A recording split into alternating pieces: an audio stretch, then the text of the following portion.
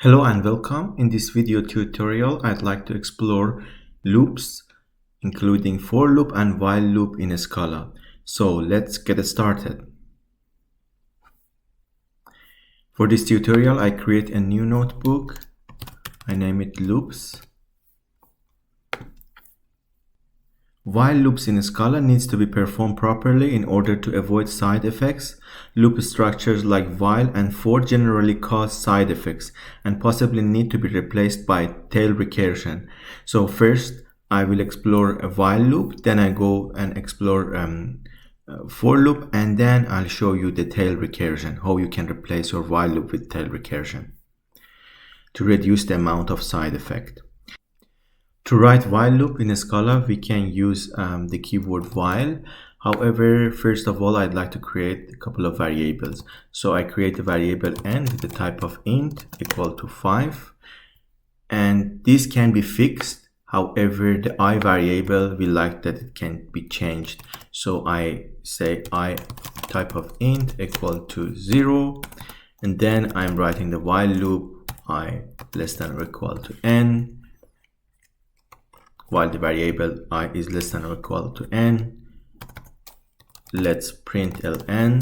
I'm using string interpolation. In case you wonder about string interpolation, you can also watch my previous tutorial. However, string interpolation, you use the letter S before the quotation, and then you say loop counter number is, and you use the $sign together with the variable. So if I print ln, then I need to increase the value I1, and then if I shift enter, then we should see the following. And as you can see, loop counter equal to 0 up to 5, including 5 also, because I said I less than or equal to n.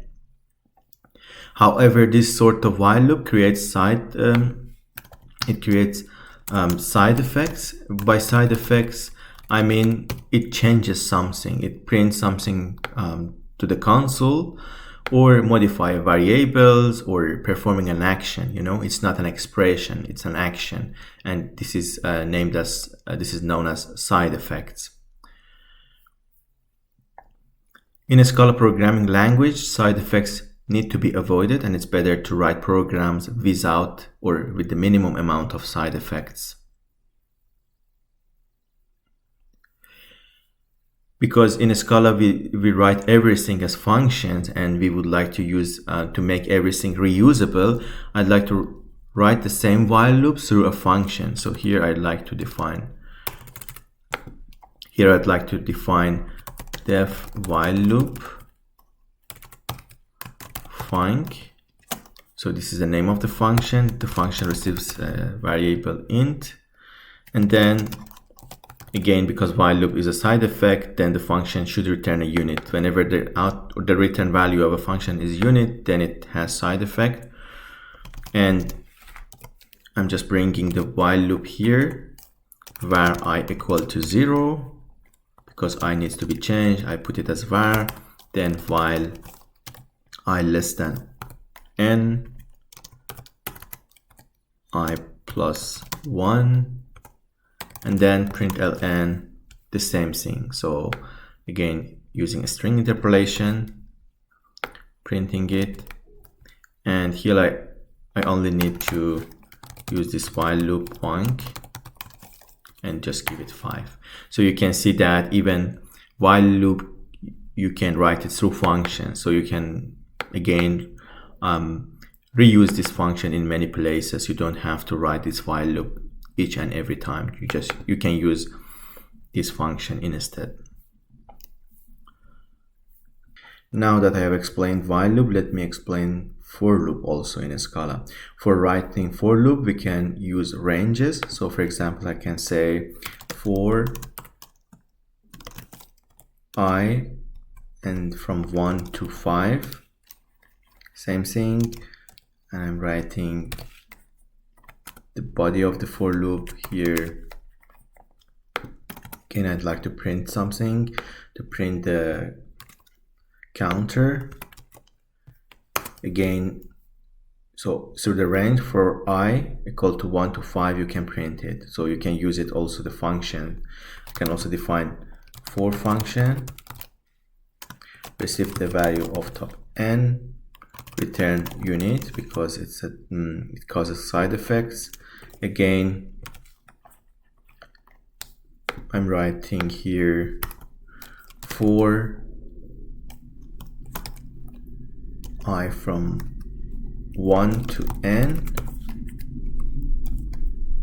Let me print this counter through the string interpolation. And if I call this function, for example, to value of 10, then we have a for loop function. So there is an error. I think I have an extra parenthesis here introduced. So yes, exactly. This is run, and this has side effect because of the unit output, and also for loops causes side effects in a Scala. There is another way of writing for loops, and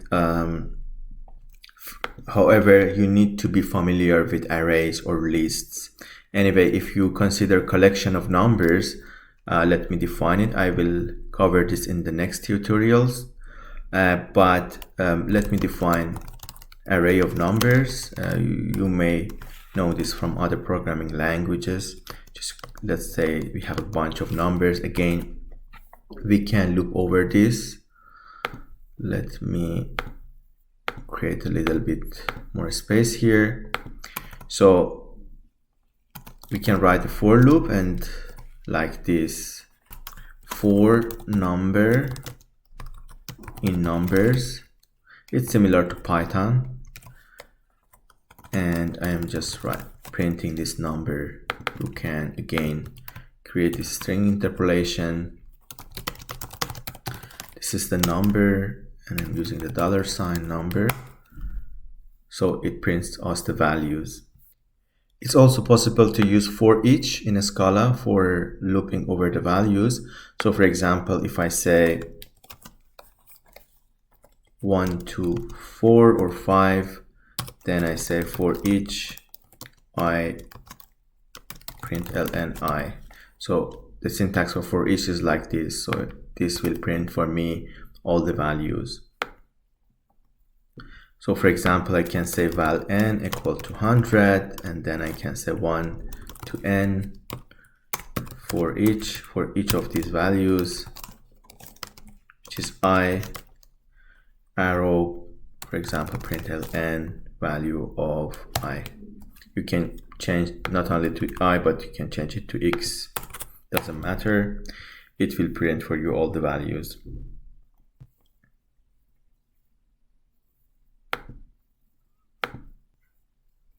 It's also possible to use for loops for two variables at the same time. So for example, you can say for I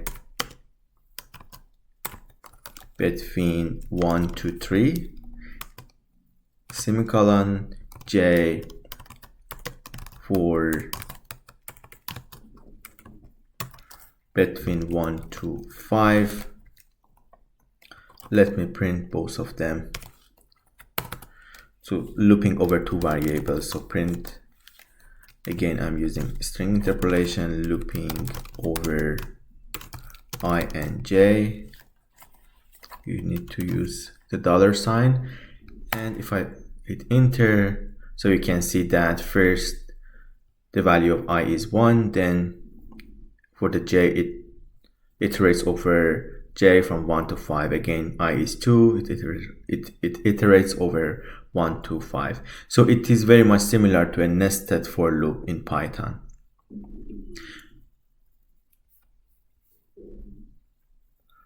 Now I'd like to show you how you can use while loops through tail recursion in order to avoid the side effects which are introduced by the while loops, because writing functions through the tail recursion is very much efficient in Scala. Tail recursion is effective, and we can use a decorator for it. Basically, for implementing something through the tail recursion, you need to be also familiar with the concept of recursion. meaning that the function calls itself. So for using the tail recursion here, I'm importing the library Scala.annotation .tailrec. First of all, after importing that, I'd like to write the function for tail recursion. For writing the example of the tail recursion function, I'm defining a function like def tailrec example of while loop. This is the name of the function. It receives an integer value n, and then we need to use an auxiliary variable or a helper variable. So I'm say cumulative value. This is the helper value which we need to use for defining it, and I say it should be a type of int. The initial value could be 0. It's like it could be acting as our I value, and then we are returning the unit, which is the output of the function.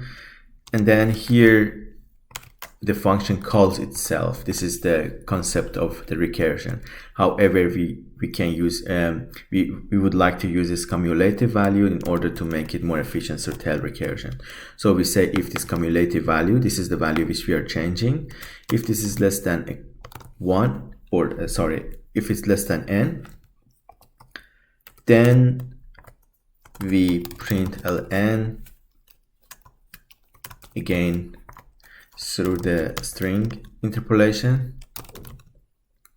This is the cumulative value, and I'm telling, let me print this cumulative value here. And now the function calls itself. However, the only change is that we increase the value of cumulative value. So we say cumulative value, whatever is in the cumulative value, just plus 1. And then it's like changing this cumulative value one by one through this tail recursion. So, and for using tail recursion, you can use tailrec, and then you make sure that Scala will optimize the calling of this function. So it is raising an error. Let me see what I need to change here. Actually, the tail recursion annotation is used to ensure that the function is tail recursive, meaning that the recursive call is the last operation in the function.